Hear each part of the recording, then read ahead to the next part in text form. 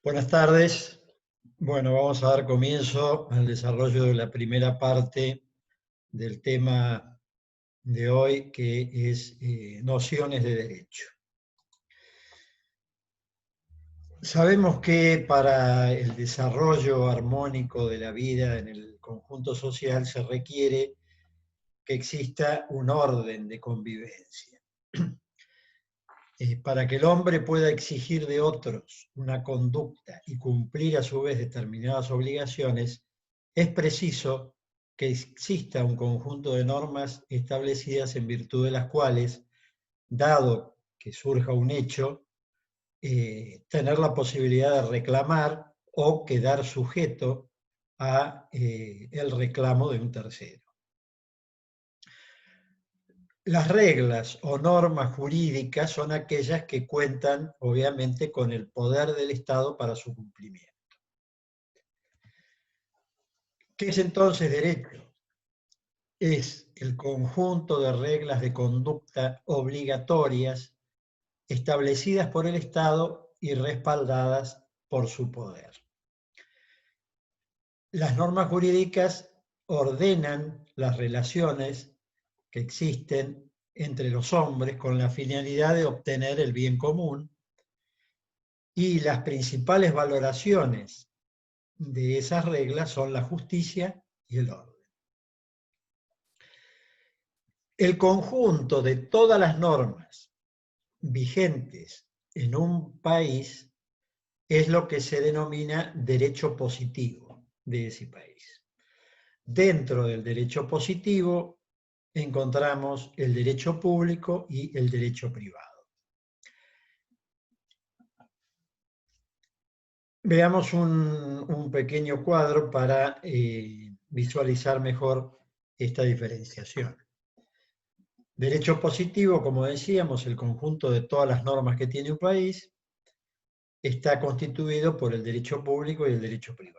Dentro del derecho público tenemos el derecho internacional público, el derecho constitucional, el derecho administrativo, el derecho penal y el derecho procesal.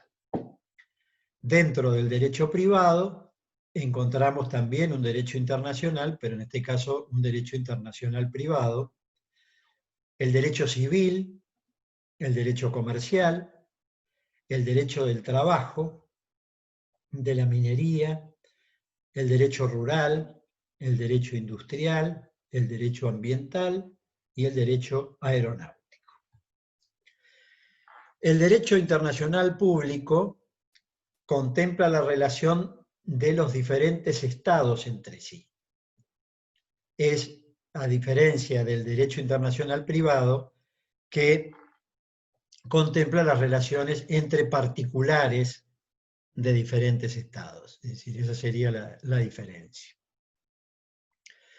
El derecho constitucional se refiere a la estructura del Estado, su forma de organización, los poderes del gobierno, los derechos y garantías individuales y sociales, y en los sistemas federales como el nuestro, a la coexistencia del poder central y los poderes locales.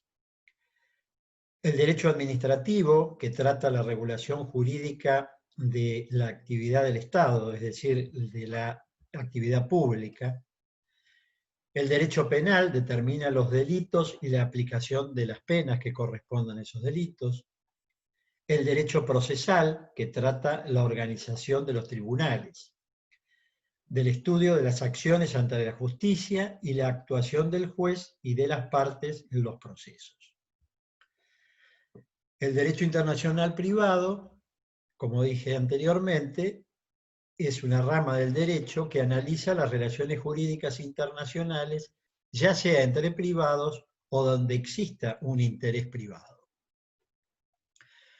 El derecho civil establece las reglas generales que rigen las relaciones jurídicas de los particulares, ya sea entre sí o ya sea con el Estado, en tanto esas relaciones tengan por objeto satisfacer necesidades de carácter humano.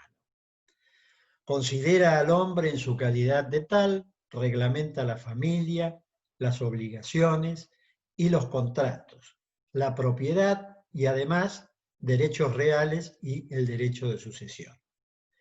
El derecho comercial es el que reglamenta el ejercicio del comercio, el derecho del trabajo regla las relaciones entre obreros y patrones, el derecho de minería estudia las normas de exploración, adquisición y explotación de las riquezas mineras, el derecho rural, obviamente se ocupa de la explotación agropecuaria, agrícola, ganadera, forestal y otras cuestiones, el derecho industrial, que es el que la designación se consideran temas referidos a las marcas y designaciones, las patentes, intervención y cuestiones sobre la propiedad intelectual. Y por último, el derecho ambiental, que este es un derecho relativamente nuevo, comparado con el resto, y que ha sido incorporado a la Constitución, la reforma de la Constitución del año 1994, el medio ambiente. Bueno, obviamente con todos estos derechos están reflejados en las distintas normativas que existen en los diferentes países. En todos existe lo que se conoce como la pirámide jurídica, que es la que determina la importancia de cada una de esas normativas, como por ejemplo en la mayoría de los países, en nuestro caso en especial, la Constitución Nacional es la ley principal, la que está en la punta de la pirámide, manda a todas las demás y es la ley más importante, por eso se la conoce como la ley madre. Luego vienen las leyes nacionales, establecidas de acuerdo a la Constitución a través de un poder ejecutivo y un poder legislativo. Una ley puede originarse tanto en el Poder Ejecutivo, es decir, a través de la Presidencia, o a través de un proyecto de algún legislador en alguna de las dos cámaras. Luego vienen los decretos, que son leyes en sentido genérico, pero tienen una formación distinta. Es decir, las leyes, como dije anteriormente, se originan, son sancionadas por el Poder Legislativo. En este caso, un decreto tiene el mismo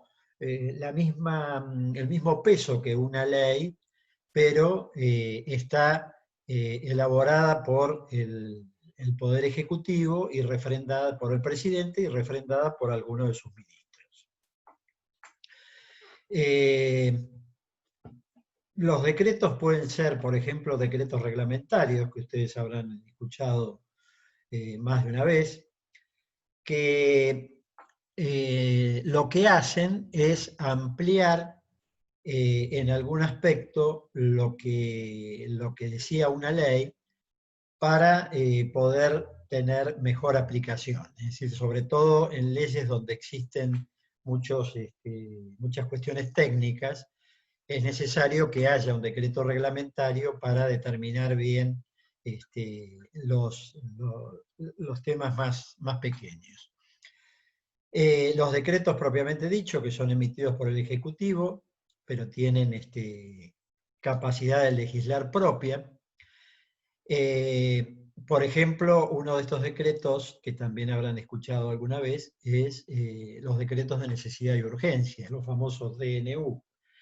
Estos decretos normalmente el Ejecutivo echa mano cuando necesita la aprobación de una normativa en forma urgente y que sobre todo sabe que si lo manda al Poder Legislativo no cuenta con los números necesarios en las cámaras y no va a ser muy difícil que pueda salir. Entonces se dicta un decreto de necesidad y urgencia que tiene una determinada duración, porque si en un determinado plazo no es refrendado o aprobado en el Poder Legislativo, transformándolo en ley, pierde su vigencia. Luego de los decretos están las resoluciones administrativas, que son leyes emitidas por una autoridad inferior, ministros, secretarios, directores. Luego vienen las ordenanzas municipales, son el último, están en el piso, podemos decir, de la pirámide jurídico, de la pirámide reglamentaria. Obviamente que entre la Constitución y las ordenanzas municipales están todas las normativas provinciales, es decir, las leyes provinciales, los decretos provinciales, las resoluciones provinciales, que obviamente están entre las del nivel nacional y las del nivel municipal. Las ordenanzas municipales corresponden a, sería una ley emitida por el Poder Municipal, que normalmente se conoce como ordenanzas. Bueno, veamos entonces la Constitución Nacional, que es, como decíamos, la ley principal de nuestro país. Como dice aquí, es un conjunto de normas de carácter preceptivo, declarativas o imperativas, dictadas por el pueblo a través de sus representantes en ejercicio de la soberanía y el poder constituyente o derivado. La Constitución está dividida en dos partes, una parte dogmática y una parte orgánica. La parte dogmática, inicialmente antes de la reforma de 1994, la parte dogmática estaba constituida por declaraciones, derechos y garantías. Luego del 94, la parte dogmática está formada por declaraciones, derechos y garantías y nuevos derechos y garantías. Y la parte orgánica es la que se refiere a la organización del Estado, es decir, su forma de gobierno, el poder legislativo, el poder ejecutivo, el poder judicial, el ministerio público, los gobiernos de provincia, incluido el otorgamiento de la autonomía de la capital federal que se produce a partir de la reforma de 1994. Hablando de reformas, que siempre, cada tanto aparece el fantasma de la reforma y normalmente tiene que ver con alguna necesidad de prolongar un periodo o de cambiar alguna cuestión, ya sea en el Poder Ejecutivo, en el Poder Legislativo o en el Poder Judicial. No es la única reforma que se hizo en el año 1994, sino que, como ustedes pueden ver en esta transparencia, la reforma, si bien tenemos en cuenta que la Constitución fue sancionada en 1853, ven que ya en 1860 tuvo su primer reforma. Luego, en el año 1866, 1898, 1949, 1957 y por último, en 1994, cuando estaba ejerciendo la presidencia el presidente Menem, y su deseo era ir por la reelección de un nuevo periodo, y la Constitución anterior no lo permitía. Entonces era necesaria la reforma de la Constitución. Bueno, tras muchos idas y vueltas, se llegó a lo que se conoce como el Pacto de Olivos, que es un acuerdo que hizo el presidente Alfonsín con el presidente Menem, donde a cambio de conceder un periodo más para el presidente Alfonsín, en ese momento el presidente Alfonsín, consigue incorporar a cambio de eso una serie de elementos con el que contaban en ese momento las constituciones modernas de los países desarrollados. Y bueno, fue así que en el año 94 se reformó y se pudo concretar todas estas cuestiones. El núcleo de coincidencias básicas, que se llamó núcleo de coincidencias básicas,